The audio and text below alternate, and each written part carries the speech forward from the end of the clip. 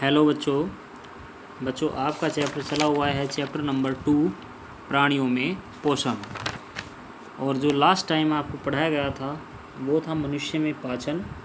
और उसमें कुछ पॉइंट्स थे, जैसे दांत थे, दांतों के प्रकार बताए थे, दांतों की बनावट थी, दांतों की देखभाल।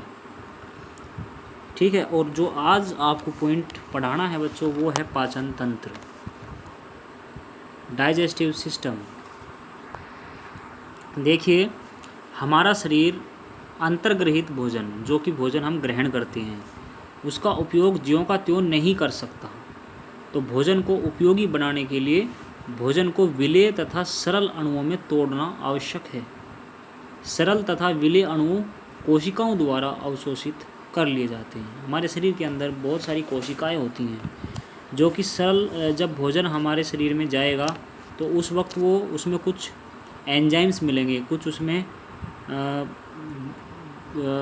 पदार्थ मिलेंगे, अम्ल मिलेगा, जिसकी वजह से वो शरीर को ग्रहण करने के लायक हो जाएगा।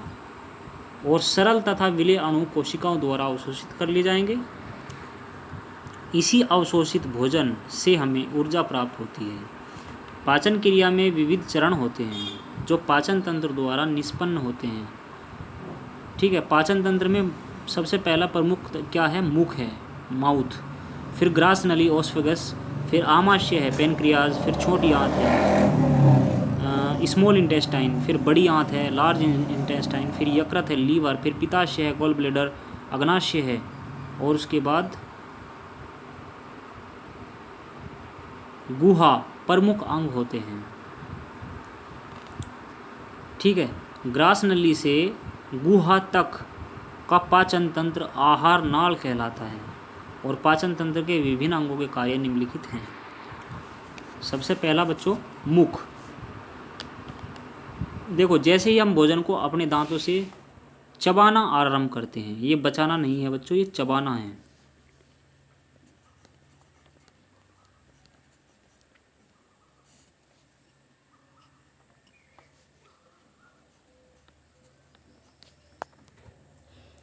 जैसे ही हम भोजन को अपने दांतों से चबाना आरंभ करते हैं वैसे ही पाचन शुरू हो जाता है। मुख में उपस्थित अन्य अंग जीभ और लार ग्रंथियां लार स्रावित करती हैं। लार जो कि सबसे ज़्यादा मुख में ही बनती है और यहीं से इसका स्रावण होता है, जो चबाए भोजन से मिलकर भोजन की लुगदी बनाती है, जिससे भोजन निगलने में सहायता मिलती है। जीभ लार को भोजन के साथ मिलाने में सहायता करती है। लार भोजन में उपस्थित मंड को माल्टोज में बदल देती है। नेक्स्ट जो पॉइंट है बच्चों वो है जीभ। देखो, जीभ हमारे मुख का महत्वपूर्ण भाग है। यह मुख के भीतर मांसपेशीय अंग है जो मांसपेशियों से मिलकर के बना होता है। यह आहार खाने में सहायता प्रदान करती है। यह चबाते समय भोजन को घुमाने में भी सहायता प्रदान करती है, अर्थात पूरे मुंह में भोजन घूम जाता है। तथा लार को भोजन के साथ मिलाने और उसे निगलने में सहायता करती है।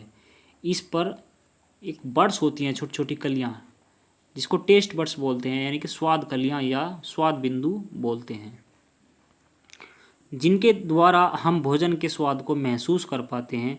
जीभ की सहायता से ही हम बोलने में सक्षम हो पाते हैं।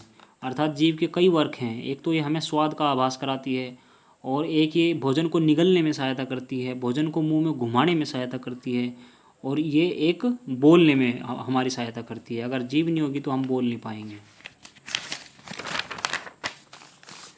नेक्स्ट पॉइंट है ग्रास नली। देखो, ग्रास नली श्वास नली के ठीक पीछे स्थित होती है। इसकी लंबाई सामान्य रूप से 25 से 38 सेंटीमीटर तक होती है। इसका निर्माण कुछ गोल छल्लेदार पेशियों से होता है। यह एक मांसल नली है, अर्थात ये मांसल नली का मतलब है मोटी नली है, मांस से बनी हुई, जो मुख को उदर से जोड़ती है। उदर बोलते हैं पेट को, जिसको स्टोमक बोलते हैं।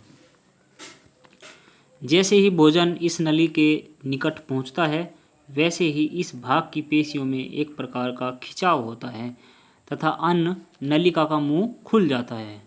नलिका में भोजन पहुंचने के बाद यहाँ पेशियों द्वारा एक प्रकार की गति प्रारंभ हो जाती है, और इस गति में पेशियों के संकुचन तथा प्रसार की क्रियाएं होती हैं, इन क्रियाओं के द्वारा भोजन क्रम से आगे की ओर सरकने लगता है, धीरे धीरे भोजन नीचे की ओर जाने लगता है तथा कुछ कुछ बारीक भी होता रहता है।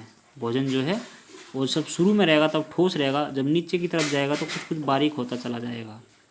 नेक्स्ट पॉइंट है बच्चों आमाशय, यहाँ से आपको बाद में पढ़ाया जाएगा।